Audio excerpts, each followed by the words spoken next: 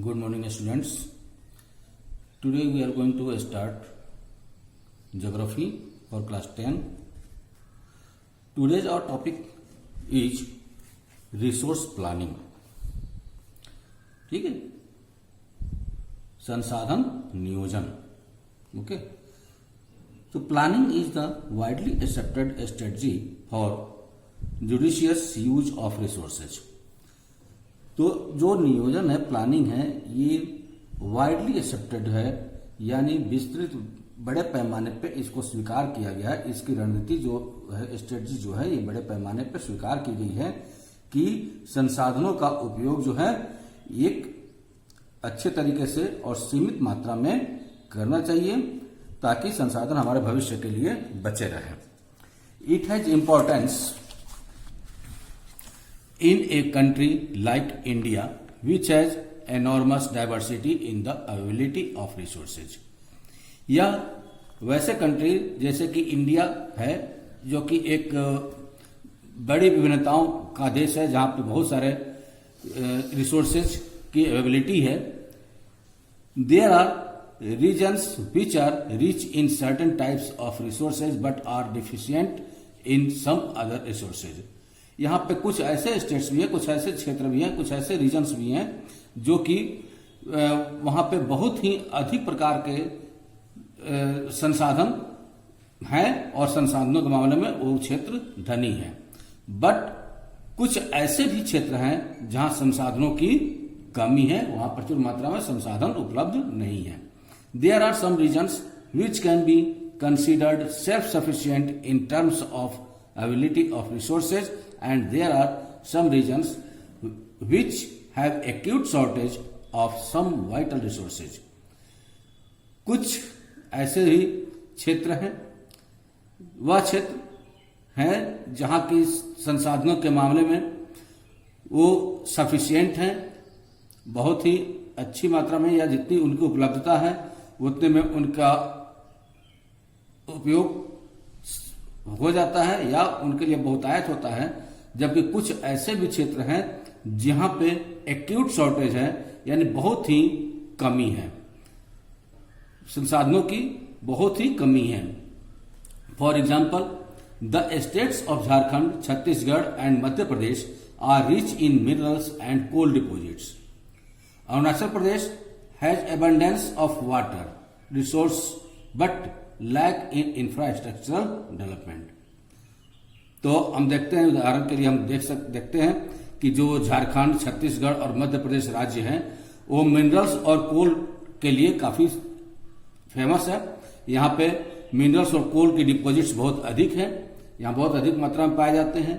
अरुणाचल प्रदेश, जहाँ की बहुत अधिक मात्रा में जल संसाधन पाया जाता है, लेकिन इंफ्रास्ट्रक्चर का विकास वहां पे नहीं हुआ है. ठीक है, तो यहां जल अबंडेंस मात्रा में पाए जाने के बावजूद भी यहां इंफ्रास्ट्रक्चर का विकास नहीं है और उस जल का उपयोग नहीं हो पाता. The state of Rajasthan is very well endured with solar and wind energy but lakhs of water resources. तो यहां पर देखते हैं कि राजस्थान, जहां की विंड और सोलर एनर्जी के लिए बहुत अधिक संभावनाएं हैं, लेकिन यहां पे वाटर रिसोर्सेज की कमी है. The cold deserts of Ladakh is relatively isolated from the rest of the country. अपेक्षाकृत जो लद्दाख का क्षेत्र है, लद्दाख का रेगिस्तान है या मरुस्थल है, वो क्या है? कोल्ड डिजर्ट है, ठंडा मरुस्थल है. ठीक है, और ये जो है अपेक्षाकृत बाकी देशों से ये आइसोलेटेड है, पृथक है, कटा हुआ है. ठीक है, देश के बाकी भागों से ये कटा हुआ क्षेत्र है. It has very rich cultural heritage but it is deficient in water, infrastructure and some vital minerals. ये यहां पे क्या है, किसमें रिच है? कल्चरल हेरिटेज में ये रिच है. ठीक है, सांस्कृतिक धरोहरों में ये रिच है, लेकिन यहां पे डेफिशिएंट इन वाटर है, यानी वाटर की कमी है, इंफ्रास्ट्रक्चर की कमी है, और यहां पे कुछ मिनरल्स पाए जाते हैं और कुछ नहीं है यहां पे. ठीक है, this calls for balanced resource planning at the national, state, regional and local levels. इसको हम लोग बैलेंस रिसोर्स प्लानिंग के नाम से जानते हैं। कहां पे? नेशनल, स्टेट, रीजनल और लोकल लेवल पे हम लोग बैलेंस्ड रिसोर्सेज के नाम से जानते हैं, क्योंकि जहां पे जो रिच है, जहां पे जिस रीजन में, जिस क्षेत्र में रिसोर्सेज रिच है, वहां से हम लोग जहां पे शॉर्टेज है रिसोर्सेज की, वहां पे हम लोग भेज सकते हैं या वहां पे ट्रांसपोर्ट कर सकते हैं। ओके, एक्टिविटी एक है, prepare a list of resources found in your state and also identify the resources that are important but deficit in your state. इसको आप लोग एक्टिविटी को अपने कॉपी में करेंगे। ओके, नेक्स्ट आता है रिसोर्स प्लानिंग इन इंडिया। हम देखेंगे कि रिसोर्स प्लानिंग तो जरूरी है, लेकिन इंडिया में रिसोर्स प्लानिंग किस प्रकार से किया गया है, इसके बारे में हम जानकारी थोड़ा सा ले लेंगे। तो resource planning is a complex process which involves, resource planning जो है, संसाधनों का नियोजन जो है, एक कॉम्प्लेक्स प्रोसेस होता है, एक जटिल प्रक्रिया होती है। ठीक है, जिसमें कि हम लोग क्या क्या इन्वॉल्व करते हैं। Number 1, identification and inventory of resources across the regions of the country. सबसे पहले रिसोर्सेज की पहचान, और फिर पहचान करने के बाद उसकी इन्वेंट्री की जाती है। ठीक है, कंट्री के सभी क्षेत्रों से पहचान करके उसकी इन्वेंट्री की जाती है। इन्वेंट्री के बाद क्या होता है? This involves surveying, mapping and quantitative and qualitative and quantitative estimation and measurement of the resources. उसके बाद जब पहचान किया जाता है तो उसका सर्वे किया जाता है। सर्वे करने के बाद उसकी मैपिंग की जाती है, उसके मैप बनाया जाता है कि कहाँ पे है, कहाँ नहीं है। उसके बाद से उसकी क्वालिटी और उसके बाद क्वांटिटी का अनुमान लगाया जाता है, फिर उस रिसोर्सेज को मेजर किया जाता है। तो ये पॉइंट नंबर 1 हो गया। नंबर 2 पॉइंट में क्या आता है? Evolving a planning structure endowed with appropriate technology, skill and institutional setup for implementing resource development plans. फिर उसके बाद प्लानिंग स्ट्रक्चर बनाया जाता है, और प्लानिंग स्ट्रक्चर के अंतर्गत अप्रोप्रिएट टेक्नोलॉजी, स्किल और इंस्टीट्यूशनल सेटअप को शामिल किया जाता है, और उसके बाद रिसोर्स डेवलपमेंट प्लान्स बनाए जाते हैं। तो अब रिसोर्स डेवलपमेंट प्लान को लागू किया जाता है, इंप्लीमेंट किया जाता है। ओके, थर्ड में आता है matching the resource development plans with overall national development plans. फिर उसके बाद क्या किया जाता है? जो रिसोर्स डेवलपमेंट प्लान्स है उसको नेशनल डेवलपमेंट प्लान के साथ, जो पूरे राष्ट्र के लिए या पूरे देश के लिए जो एक डेवलपमेंट प्लान, राष्ट्रीय विकास योजना नेशनल डेवलपमेंट प्लान बनाया जाता है, उससे इसको मैच कराया जाता है कि कहां तक ये सक्षम है विकास करने में और कहां तक हम इसकी पूर्ति कर सकते हैं। Okay, India has made concerted efforts for achieving the goals of resource planning right from the first 5-year plans launched after independence। तो इंडिया ने एक इस प्लानिंग की शुरुआत की, ये रिसोर्स प्लानिंग की शुरुआत की कब? ये एक, और उसमें उपलब्धता भी प्राप्त की है, अचीवमेंट भी किया है। ये कब? स्वतंत्रता के बाद फर्स्ट 5-year प्लान को लॉन्च करके, प्रथम पंचवर्षीय योजना को लॉन्च किया भारत सरकार ने इंडिपेंडेंस को, स्वतंत्रता के बाद। ठीक है, और उसके अनुसार भारत ने कुछ अचीव भी किया, रिसोर्स प्लानिंग में कुछ अचीवमेंट भी हासिल किए। ठीक है, the availability of resources is a necessary condition for the development of any region, but mere availability of resources is the absence of corresponding changes in technology and institutions may hinder development। तो जो availability है resources की, ये विकास के लिए बहुत ही जरूरी condition है, जरूरी चीज है कि किसी भी क्षेत्र में कितनी अवेलेबिलिटी है, किस रिसोर्सेज की, किस संसाधन की कितनी अवेलेबिलिटी है, कितनी उपलब्धता है, और इसके लिए कौन सी टेक्नोलॉजी की जरूरत है, कौन से इंस्टीट्यूशन के द्वारा इसको डेवलपमेंट किया जा सकता है, इसका डेवलपमेंट किस इंस्टीट्यूशंस के द्वारा, किस संस्थाओं के माध्यम से किया जा सकता है। There are many regions in our country that are rich in resources, but these are included in economically backward region. हमारे देश में बहुत से ऐसे क्षेत्र हैं जो कि संसाधनों में रिच हैं, धनी हैं, लेकिन इकोनॉमिक कंडीशन में वो पीछे हैं। उनका इकोनॉमिकली कंडीशन पीछे है, यानी कम है। ठीक है। On the contrary, there are some regions which have a poor resource base but they are economically developed. जबकि कुछ ऐसे भी भारत में क्षेत्र हैं या हमारे देश में कुछ ऐसे भी क्षेत्र हैं जो क्षेत्र रिसोर्स के मामले में पीछे हैं, पुअर हैं, लेकिन वहां की जो इकोनॉमिक कंडीशन है वो डेवलप है, या उनका विकास इकोनॉमिकली डेवलपमेंट वहां पे हुआ है। ठीक है। तो इसमें लिए क्या कर सकते हैं, अभी इसको हम लोग देख सकते हैं या तुलना कर सकते हैं कि आखिर ऐसा क्यों है। हम कंपैरिजन कर सकते हैं कि ऐसा क्यों है। ये सरकार के वजह से है, या उस क्षेत्र के जनता की वजह से है, या उस क्षेत्र की भौगोलिक स्थिति की वजह से है, या एनवायरमेंट की वजह से है। इसकी हम लोग तुलना कर सकते हैं।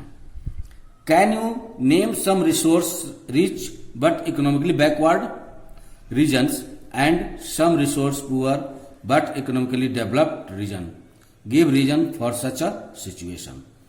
यही सेम क्वेश्चन जो मैं बोला वही सेम क्वेश्चन यहां पे दिया है कि वैसे रीजन का नाम बताना है जो कि इकोनॉमिकली बैकवर्ड है और रिसोर्स में रिच है, और वैसे रीजन को बताना है जो कि रिसोर्स में पुअर है और इकोनॉमिकली डेवलप्ड है, और उसका रीजन भी देना है कि इस सिचुएशन के लिए क्या रीजन है।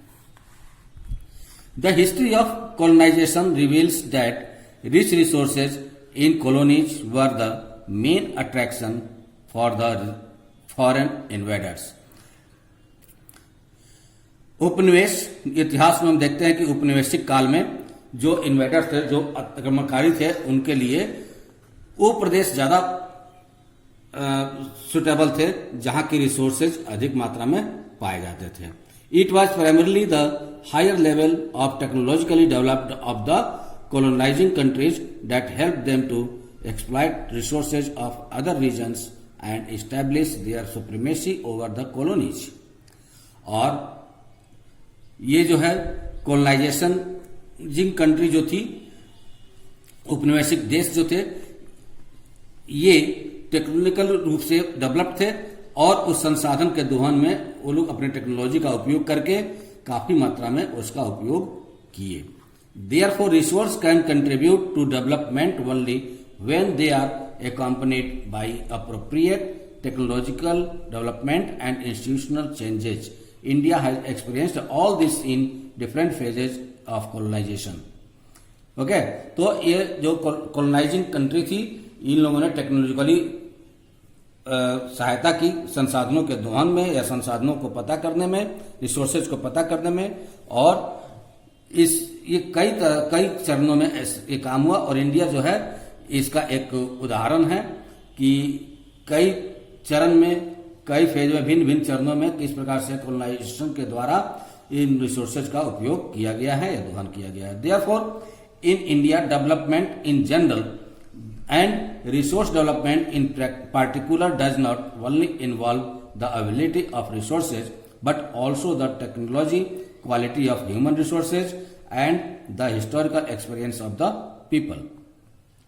तो हम देखते हैं कि केवल इंडिया डेवलपमेंट रिसोर्सेज के मामले में ही नहीं किया है, बल्कि सामान्य रूप से हम देखते हैं कि रिसोर्स डेवलपमेंट के लिए केवल अवेलेबिलिटी ऑफ रिसोर्सेज ही जरूरी नहीं है, क्योंकि उसमें जरूरी और भी है क्या चीज, technology, quality of human resources, ठीक है, और historical experience of the people, और जो व्यक्ति है, व्यक्तियों के द्वारा ऐतिहासिक जो एक्सपीरियंस है वो भी महत्व रखता है संसाधनों के दोहन में या संसाधनों को पता करने में या उसको उपयोग करने में। ठीक है। तो ऐसा भी नहीं है कि संसाधन हमें मिल गए, रिसोर्स मिल गए तो उसका बेधड़क हम खूब यूज करें। खूब जब यूज करेंगे तो क्या होगा कि संसाधनों की कमी हो जाएगी, हमारे फ्यूचर जनरेशन के लिए वो कुछ नहीं बचेगा। तो उसको जो यूज है या उसका उपयोग है हमें सीमित मात्रा में करना चाहिए और साथ ही साथ उसका हमें कंजर्वेशन भी करना चाहिए। तो कंजर्वेशन क्या है? Conservation of resources. Resources are vital for any development activity. किसी भी डेवलपमेंट एक्टिविटी के लिए रिसोर्सेज बहुत ही आवश्यक है। But irrational consumption and over utilization of resources may lead to socio-economic and environmental problems। वही चीज मैंने बताया, लेकिन इरेशनल कंजम्पशन और ओवर यूटिलाइजेशन किसी भी रिसोर्सेज का सामाजिक, आर्थिक, पर्यावरण के लिए समस्या है, यह समस्या पैदा कर सकता है।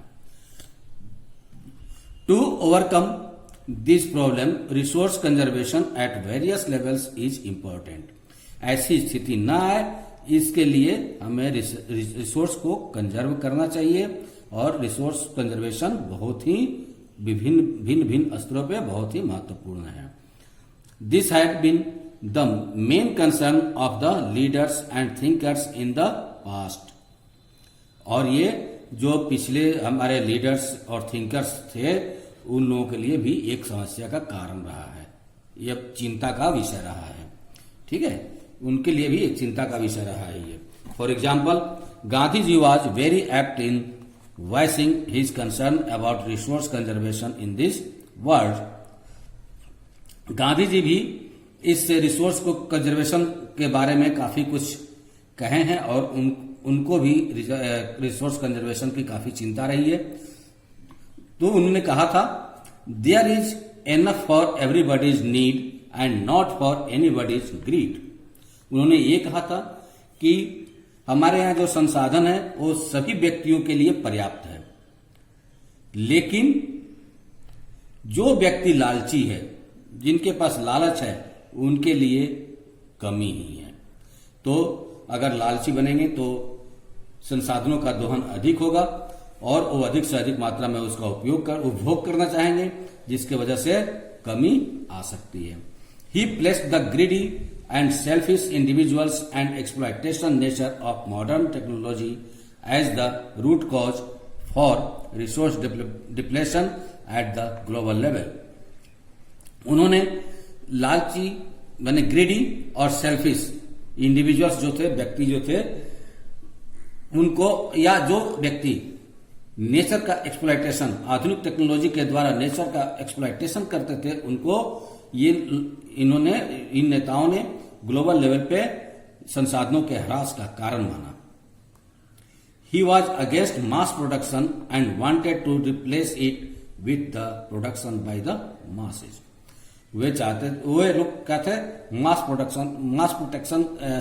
मास प्रोडक्शन के अगेंस्ट में थे और चाहते थे कि इसको मासेज के रूप में प्रोडक्शन किया जाए, यानी प्रोडक्शन बाय द मासेज के द्वारा, यानी अधिकतर लोगों के द्वारा। मासेज मीन्स बहुत सारे लोग, बहुत सारे व्यक्तियों के द्वारा इसका प्रोडक्शन किया जाए, संसाधन अधिक से अधिक पैदा किए जाए, चाहे वो टेक्नोलॉजी के द्वारा हो और चाहे नेचर के द्वारा हो, उसमें सहायता करके। Okay, all the international level, यहां पे ये पॉइंट खत्म होता है। अब एक पॉइंट यहां पे आता है फुटनोट्स में कि at the international level the club of Rome advocate resource conservation for the first time in a more systematic way in 1968।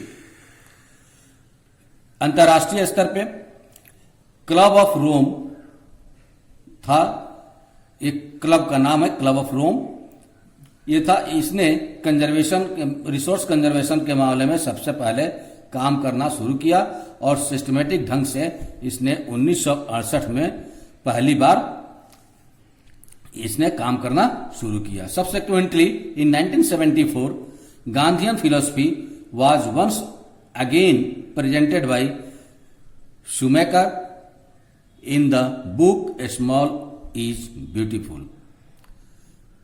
और उसके बाद से 1974 में गांधीयन फिलोसफी, जो गांधीवादी थे, was once again presented by Schumacher. Schumacher के द्वारा दोबारा इसको प्रेजेंट किया गया गांधीयन फिलोसफी को, और उनके द्वारा एक बुक लिखा गया small is beautiful. The seminal contribution with respect to resource conservation at the global level was made by the Brundtland commission report 1987। और इस पर एक सेमिनल कंट्रीब्यूशन के माध्यम से रिसोर्स कंजर्वेशन के लिए ग्लोबल लेवल पे एक कमीशन बनाया गया जिसको ब्रंटलैंड कमीशन कहा गया। तो उसने अपना रिपोर्ट, ब्रंटलैंड कमीशन रिपोर्ट दिया था 1987 में, 1987 में अपना रिपोर्ट दिया था। इस रिपोर्ट में क्या क्या कहा गया था? This report introduced the concept of sustainable development and advocate it as a means for resource conservation. ये जो रिपोर्ट था उसमें क्या इंट्रोड्यूस किया गया था? कंसेप्ट ऑफ सस्टेनेबल डेवलपमेंट, सतत विकास का अवधारणा, सतत विकास की अवधारणा, कंसेप्ट मीन्स अवधारणा, सतत विकास की अवधारणा को प्रस्तुत किया गया था। और इसमें रिसोर्स कंजर्वेशन की बात कही गई थी, जिसका मतलब होता था sustainable development means resource conservation की बात कही गई थी, which was subsequently published in a book entitled our common future. और इन सब बातों को एक बुक के रूप में पब्लिश किया गया जिसका नाम था आवर कॉमन फ्यूचर। उस बुक का नाम था आवर कॉमन फ्यूचर के नाम से उसको पब्लिश किया गया। Another significant contribution was made at the Earth Summit at Rio de Janeiro, Brazil in 1992। और एक दूसरा महत्वपूर्ण कंट्रीब्यूशन था, सिग्निफिकेंट कंट्रीब्यूशन था, जो कि अर्थ समिट रियो डी जेनेरियो में ब्राजील में हुआ था 1992 में। उसमें भी उस सम्मेलन में भी इस बात को सस्टेनेबल डेवलपमेंट ऑफ रिसोर्स के बारे में मुद्दा उठाया गया था और उसमें भी चर्चा की गई थी। ठीक है, नेक्स्ट वीडियो में हम लोग देखेंगे लैंड रिसोर्स। ठीक है, रिसोर्सेज कई प्रकार के होते हैं, कौन कौन से रिसोर्सेज हैं उसमें हम लोग कल टॉपिक देखेंगे land resource. Okay, thank you, have a nice day.